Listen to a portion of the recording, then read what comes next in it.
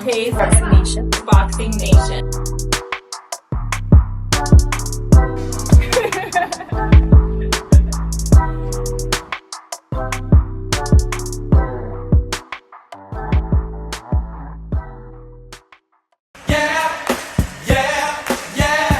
You know, there were preliminary discussions about the Shakur fight, you know, early on, like back early, you know, for 2024 before this was scheduled. Didn't get very far for reasons I won't go into. But come on. You know, I just think there were, you know, I'm not sure that the time was right. I think, you know, what Shakur was looking for was something different than, you know, he was looking for more of a long-term commitment other than just doing one fight, you know, and so he's got his deal, you know, he's getting busy, he's got a fight scheduled, and, you know, maybe we'll pick up and do something there. Dante's Boxing Nation, what's going on, guys?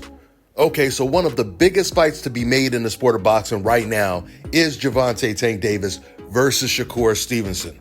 We've heard Steven Espinoza, as you guys just heard in that clip, confirm that a fight was offered to Shakur Stevenson. A couple of months back, we heard Gervonta Tank Davis's trainer, Calvin Ford, say we're sending Shakur a contract and it's up to him if he signs it or not. And now for the very first time, Gervonta comes out and he corroborates everything that they've said, but he went even further.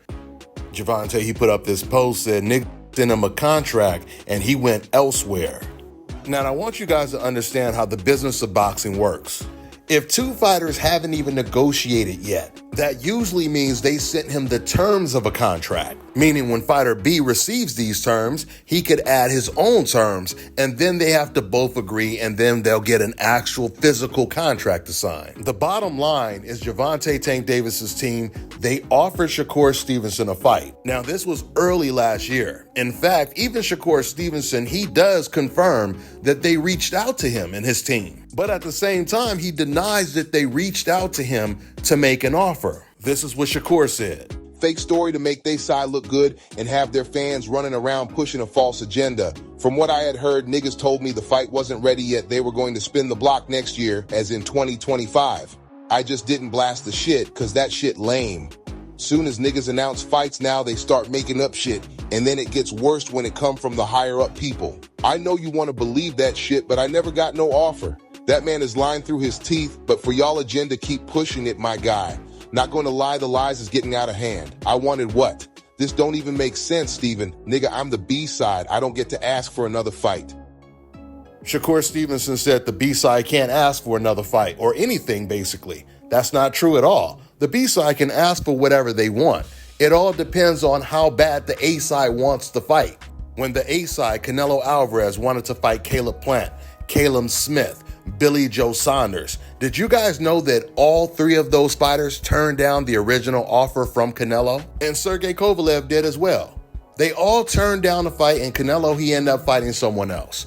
Canelo wanted these fights so bad, he came back to the negotiation table and gave all of those fighters what they wanted. When it comes to Gervonta versus Shakur Stevenson, the fact that Gervonta is coming out publicly and admitting that they had sent Shakur Stevenson a contract, it means the pressure of people constantly bringing up Shakur Stevenson's name is getting to Gervonta Tank Davis, because Gervonta has never felt comfortable mentioning Shakur Stevenson's name or even Devin Haney's name. But once again, he's letting the public know that they did send Shakur Stevenson a contract. This year, after the Lamont Roach fight, there's not going to be anyone else for Gervonta to fight at 135 outside of Shakur Stevenson, unless Lomachenko doesn't retire and he decides to step up and fight Gervonta Tank Davis for a unification bout. Now, Gervonta, he did reveal that he's going to call somebody out after he beats Lamont Roach. Someone asked him if it's Lomachenko, and he said, no, it's not Lomachenko. So once again, it seems like it could only be Shakur Stevenson. We'll see if that is the case. That's all I got for now, guys. I'm on to the next one. So, okay, 135. Who are we looking at 135 then? I mean, I know we normally get at least three names. Only one left for Tank. His heir at 135 is Shakur. Now, But do you feel though that a Shakur fight right now is able to go down, being as though his last outing? He said his hand was hurt. Shakur did. They come back with a healed hand and show the people what he can do. Okay, so y'all be willing to take that fight now, then? Hell yeah. Shakur, man, that's what they call him. That's a good fight, man. Not calling Shakur out, just, you know, him and Tank, the last 2 out of 4, that 5 king they had a few years ago, you know? Yeah, I mean, but it ain't about calling. I mean, but they in the same division, man. So yeah, sometimes Shorty get emotional and think we directly calling him out. But no, 4 years ago you had Tank, Shakur, Devin Haney, Teofimo, and Ryan, right? So all of them, everybody gone from 135, but Tank and Shakur. That's it. That's what I'm saying. The last 2 people standing, so it only makes sense for right. Once he fights Shakur, let that new generation take over lightweight, then move up to 40. New deal, 7-fight deal, which is music to the ears of many boxing fans. You get to see you in action for several more years. What type of names are we talking about on those 7 names? Whoever you name, they could be in it. If I name some fighters, can you say yes or no? Yep. Shakur Stevenson. Yep. Ryan Garcia. Yep. Devin Haney. Yep. Isaac Cruz. Yeah, but there's 2 people I already beat already, but yeah.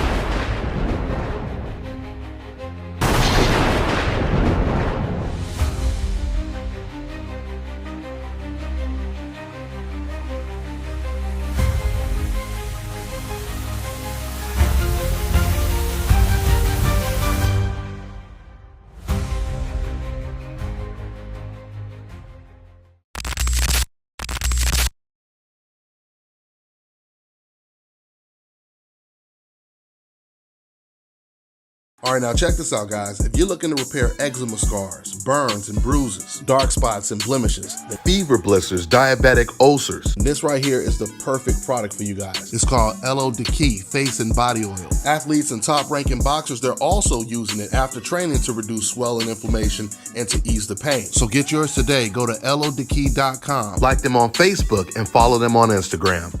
Let me tell you guys about Issa Israel Law Firm. It is a full-service legal practice based in Denver, Colorado, an emerging hub for combat sports and high-altitude training. If you're a fighter inside or outside of the ring and you need a law firm you can trust to fight for you, visit thefighterfirm.com or email help@iilawfirm.com. Legal representation is usually limited to plaintiffs or defendants in Colorado, but iFirm can help anyone in the world with trademarking their business name, logos, and U.S. immigration issues. This brother has been my attorney for a while and helped guide me through all kinds of business and civil issues, so make sure you guys go to thefighterfirm.com.